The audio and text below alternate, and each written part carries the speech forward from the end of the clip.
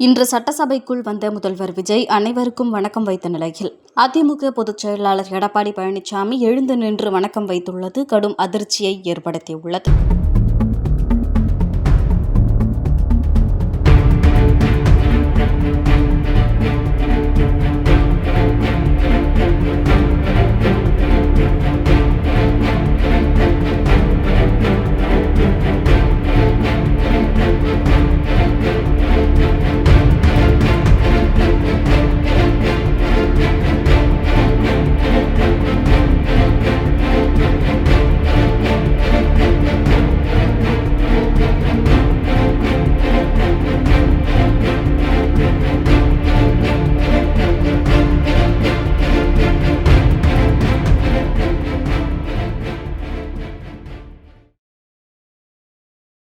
செய்திகளை உள்ளது உள்ளபடி தெரிந்து கொள்ள ரெஃப்ளெக்ட் நியூஸை சப்ஸ்கிரைப் பண்ணுங்க.